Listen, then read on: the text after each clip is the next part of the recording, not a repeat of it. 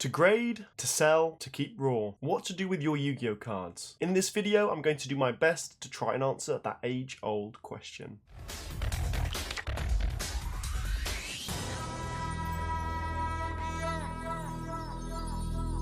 Hey, what's up guys? CasualYugiS staff back bringing you another Yu-Gi-Oh video. In today's video, we're going to be subjectively giving my opinion of whether you should grade your Yu-Gi-Oh cards, whether you should keep them raw for a collection binder, or however you wish to store your raw cards, or when do you sell them and how do you buy them, and what it all means to buy and sell when you're looking at grading as well as keeping raw cards in a collection. So like I said, everything I say in this video is entirely my opinion, but it is subjective and everybody is entitled to their own opinion. So that's why I'm really keen to see your thoughts down below. Do you like to grade Yu-Gi-Oh cards? If so, which companies do you like to grade your cards with? But on the other hand, if you prefer to keep your cards raw, how do you store them? Do you like binders? Do you keep them in top loaders and card savers?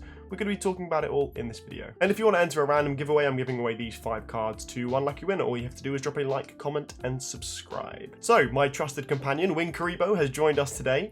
Very funny that I have 4 of these European Ultimate Rare Wing Karibos, actually, because I actually picked up 2 from the London Card Show, just by literally sake of seeing it, and I spoke to Amar, shout out to you, my friend, on Instagram, and he sold it to me. Well, we kind of traded for these 2. He sold me a raw one and a PSA graded one, and I also had 2 pack fresh copies that I had actually pulled in my previous videos on Lost Millennium, which, by the way, European Lost Millennium, a little bit of a spoiler, might be coming soon. We might be doing an opening very, very soon for a European Lost Millennium box. So I'm using this as an example because I have a pack fresh one, a raw one, and a graded one.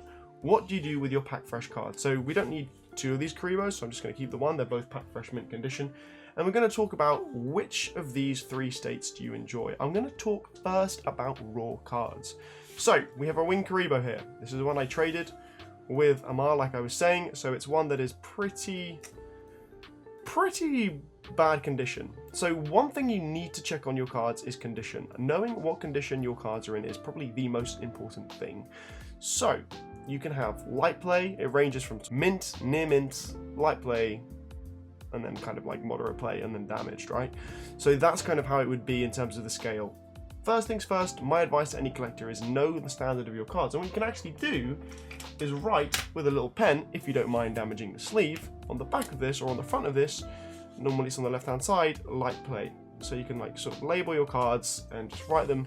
So in a binder, you know that that is a light played Karibo. I never really do this, but I'm going to start doing this because I saw lots of people at the London Card Show do that. So I'm definitely going to be doing that. And of course, Yu-Gi-Oh cards are valuable. So this Wing Karibo in its current state is probably around $100 to $150. Even though, yes, it's got a little bit of a soft corner. It's not in the best condition, but it is still a fantastic binder copy. Yeah, it looks pretty good on the back. You can see a little bit of scuffing and scratching, but it is a Karibo that is a valid, beautiful one to have in a binder. This one will be making it into my Ultimate Rare binder, upgrading the one that I have in there, which is even worse condition. I personally believe that there are too many graded cards out there at the moment. Raw cards are becoming ever so scarce because everybody is grading. I think there is a problem in the Yu-Gi-Oh! And probably every TCG market that there's too much chunky plastic grades.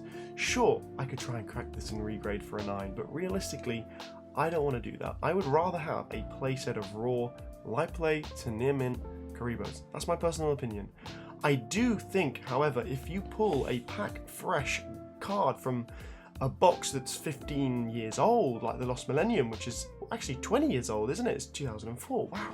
Lost Millennium is 20 years old. That's kind of some scary news. So yeah, guys, it's better off that, you know, you do grade a card that is pack fresh, but only if you want to increase its value. Not necessarily do you want to have, you know, a valuable Karibo graded, because what you could do is keep a raw card in good condition for a long time. Like, this is pretty secure in here. You know, card savers are okay, even though there has been myths that these do scratch the cards if they're in a sleeve.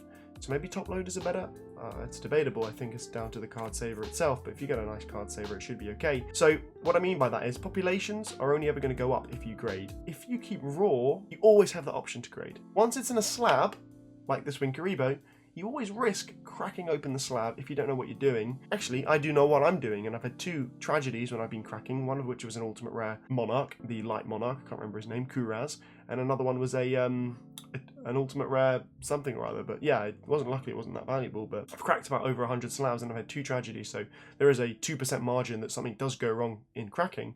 But no, I do think, personally, this Karibo will be cracked, and I'm going to be having it in my binder. Like this one, this one, and then one of these two that I think has a better chance. One of them does have a little factory line on the back. Let's take a look. I think it's this one. Yeah, it does have a little factory line there. That is actually a factory scratch, not on the card. So this one, so these three will make it into a binder, and this one will be going off to get graded because, hey, if I've got a playset and a PSA hopefully 9 or 10, you know, that's going to be fantastic for me personally. But then again, you also need to set your standards. So when I'm talking about standards, I'm talking about personally, PSA 8s don't do it for me. PSA 9s, they do it for me if I'm trying to collect a certain thing. So for example, I have Earthbound Immortals, PSA 9, I have every single one of them. That's great. But PSA 10s are slightly out of my budget. I don't want to be spending thousands and thousands of dollars on a PSA 10 Win Karibo. I just don't want to. I get the same joy and satisfaction just by looking at this as it is, even though it is a PSA 8. But like I said, will be cracked and put into a binder. What I'm alluding to in this video is the most important thing that every collector should be doing, no matter what TCG it is setting goals. What do you want to collect? Why do you want to collect it? Once I'm finished that, what is my next project? Because it is so important to have goals, not only in collecting, but also in life. Hey, you don't wake up every day not knowing what you need to do. It's the same for collections. If you don't know what you're doing in your collections, take a step back, pause. Otherwise, you'll just burn out, you'll buy random stuff and it'll all be disjointed and you really won't have an idea what the hell you're doing. Take myself, for an example. Like, I'm no perfect example, but I wanted to collect every single Ultimate Rare, from Toll of the Duelist to the Shining Darkness, when they don't have the shiny fancy borders. I've done that now. Great. What I want to do now is collect every shiny border Ultimate Rare, from Duelist Revolution all the way to Dimension of Chaos. That's going to be a huge project and I'm currently in the swing of doing that, but at the same time it's going to be a long one, so don't expect that anytime soon. Maybe by the end of the year, hopefully, fingers crossed. Which era do you like? Which rarity? Which style of monster? Is it trap cards you like for some reason? Do you like spells or do you like vanilla monsters? Try and have a vanilla binder full of vanilla monsters. That would be incredible. Or have a PSA graded slab. I think it's always difficult with PSA collecting because, yeah, it looks okay in a slab. I think PSA is the best personally. If I were ever to grade again, it would be with PSA. So how do you store these? How can you display them? Maybe try and expand into frames. So if you could put like three Karibos in a frame, or the Egyptian gods in a frame, hang it up on your bedroom wall, hang it up in your kitchen, wherever you want to hang it up to display it. Of course, make sure it's protected and not in direct sunlight, otherwise that would produce damage. Yeah, that's exactly what you need to be doing. Deciding what you like in terms of Yu-Gi-Oh! And how you wish to collect it, how you wish to display it, and how you wish to enjoy it. Because the reason we are all Yu-Gi-Oh! Lovers and Yu-Gi-Oh! Collectors is because it reminds us of a simpler time back in our childhood, 10, 15, 20 years ago even, when we were kids. We had that nostalgia, those endorphins, that adrenaline in our flesh, in our blood, that when we were opening Yu-Gi-Oh! Packs just brought us to, you know, absolute joy. So try and cast your mind back to your younger self.